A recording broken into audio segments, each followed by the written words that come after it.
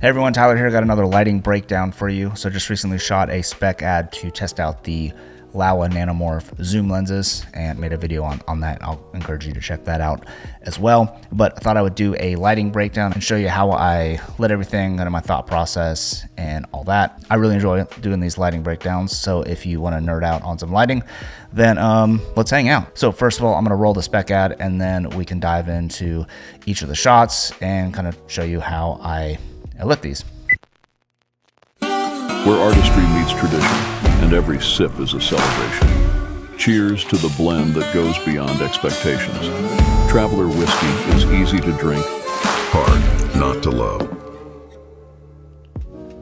So as you can see, there were two main lighting environments. We had a daylight exterior and a nighttime exterior. So what I want to do is just kind of go through each of the shots kind of in order of the edit and just show you how I lit these and just kind of my thought process for this. So first up, we have the daylight exterior shot. This first shot is kind of the hero, if you will, and kind of lays up the scene of somebody bringing the whiskey out to an outdoor patio.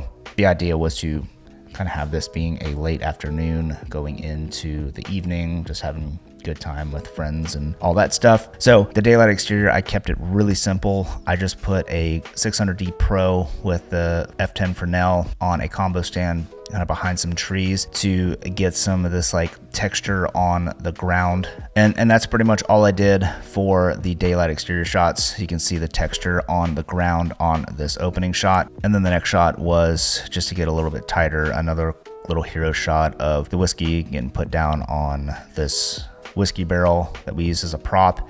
And we got some like kind of cool, funky, like rainbow flaring from that 600D Pro. I think that turned out looking really cool. And then this shot right here, the 600D Pro is giving that nice flare and it's nice and backlit. You can see the shadow from that cork there on the barrel. Now, as you can see, it was actually sunny outside, so that really helped sell that this was like late afternoon, kind of getting into golden hour with that sun kind of being lower. So that really helped sell that off. In hindsight though, I wish I would have brought like a 1/8 CTS or something like that just to warm up that 600D Pro up a little bit more. But that amber flare on the anamorphic lens still, I think, really helps sell that it's late afternoon. So that ended up working out really well. But I think a 1/8 CTS or something would have helped kind of sell it a little bit more and warm up that light, especially on that barrel. But I still think it looks okay. So maybe I'm just overanalyzing it at this point. This next shot here, it's really subtle, but on that kind of wooden bench in the background, you can see that hard light from the 600D Pro kind of just giving some texture there.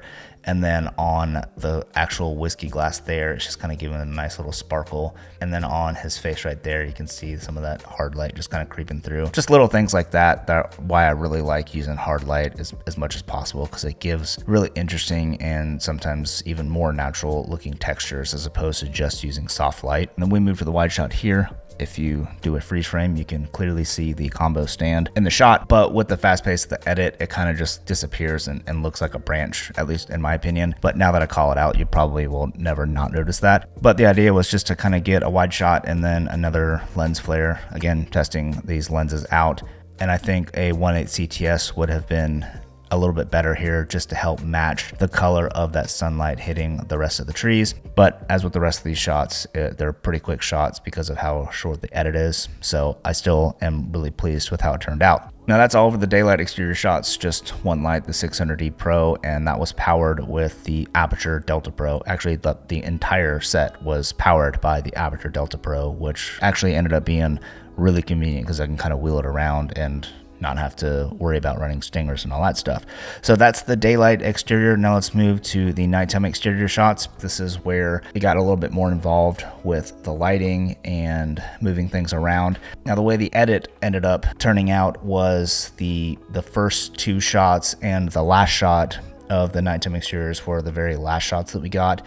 And then we had a totally different lighting setup for the one shot, the OTS shot that we'll get to in a second. And that's how just the shots that made it into the edit, but I have a lot more footage that I can overlay to kind of show you the two main different lighting setups. So while we just kind of go along with the flow of the edit, again with the final shots here. So the first light's probably the most obvious from, you can see in that whiskey glass, we have 2 Amaran T4Cs, which are RGB WW tube lights, and I just set those up on either side just to kind of give a nice little edge, and it just ended up looking cool on the whiskey glass. And then it gives a nice little edge to the bottom of the whiskey bottle, and then lights up my arm. That lighting from underneath my arm doesn't look the most natural, but it still looks cool, so I wasn't all that mad about it. The next lights you can see in the frame are the practicals, those little cafe lights, and those are motivating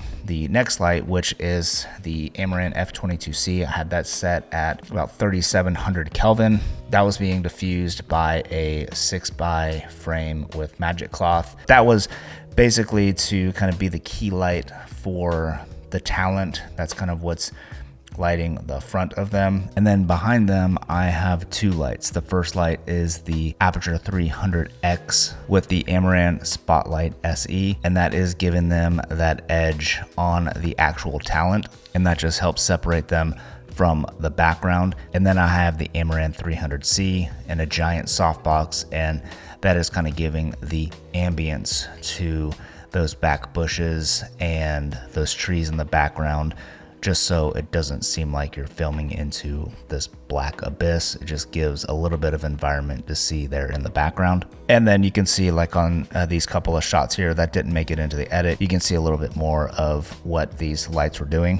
All right, next up we have this OTS shot, and this was like a total reset and flip of the lighting. So pretty much where all the lighting was, we almost completely had it opposite. And this was just to kind of give me the texture and the lighting coming from the direction that I wanted. And this is like one of the reasons why just powering everything with the Delta Pro was so convenient, because I could just kind of roll around and move it anywhere I needed and not really have to worry about finding power on a different part of the house or whatever. So that was actually super convenient to actually just use that instead of having to rely on the house power. So for the lighting on this one, we use that same 6x frame with the magic cloth and F22C as the key light, and that is coming off from the right hand of the screen. And then the opposite side, there's a combination of the Amaran 300C and a softbox, and then the Aputure 300X set to 6500 Kelvin with the Spotlight Mini SE, just to kind of give some hard light as well. And that softbox is really just kind of giving a little bit of ambience to